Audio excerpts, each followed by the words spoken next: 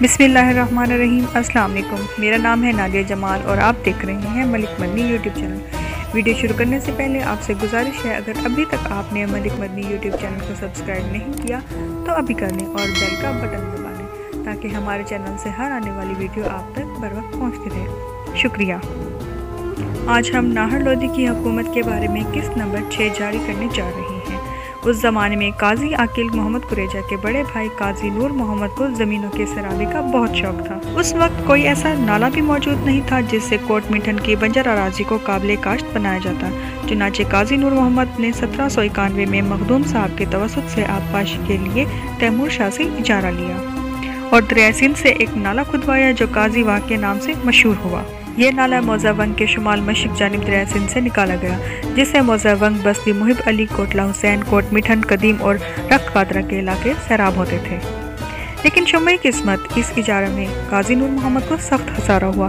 اس ٹھیکے کی مقرر رقم تیمور شاہ کے خزانے میں نہ جمع ہو سکی، جس کے باعث قاضی نور محمد کو جیل کا سامنا کرنا پڑا۔ غلام علی نقطانی مرکہ ڈیرہ غازی خان صفحہ 152۔ اس زمانے میں حکومت خراسان کی طرف سے ڈیرہ غازی خان کا ناظم جمعہ خان، جس پر حافظ صاحب نے اسے بد دعا دی، جس کے باعث جمعہ خان درد میں مبتلا ہو گیا اور فوراً قاضی نور محمد اور قاضی عاقل کو رہا کر دیا۔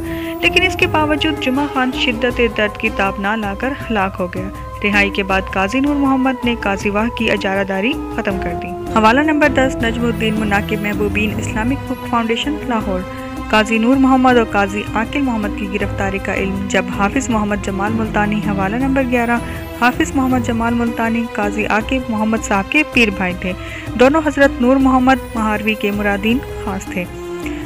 جب ان کو علم ہوا تو انہوں نے قاضی برادران کی رہائی کے لیے جمعہ خان سے رابطہ کیا اور رہائی کے لیے سفارش کی، مگر وہ نہ مانا، اور اس اجارہ میں قاضی نور محمد کے ضامن ان کے بھائی قاضی عاقل محمد تھے، اس لیے جمعہ خان نے ان کو بھی جیل میں بھیج دیا اور اس طرح وہ نالا ویران ہو کر رہ گیا۔ البتہ نالا کافی عرصے تک سیلابی نہر بنا رہا، تو یعنی کہ موسم میں پانی سے بھر جاتا، ورنہ سارا سال خشک رہتا۔ حوالہ نمبر 12، نالا قاضی موجودہ کوٹ مٹھن شہر اور بستی محب علی درمیان میں شمالاً جنوباً بہتا تھا۔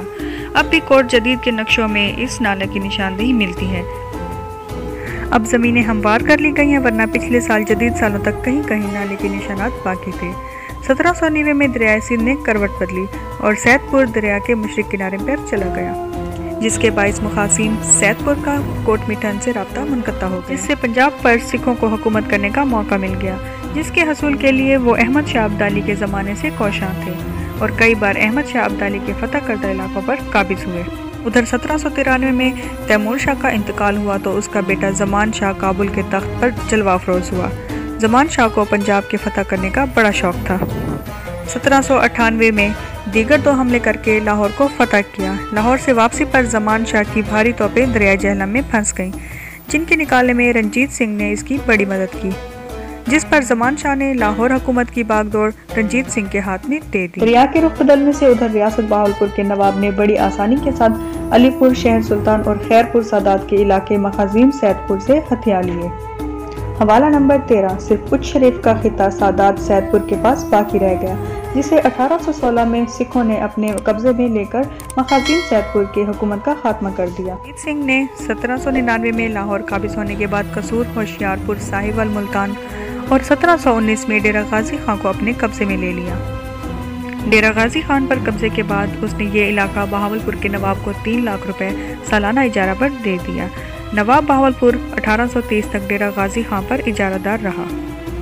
فی الحال اسی کے ساتھ نادیہ جمال کو دیجیے اجازت۔ اللہ حافظ۔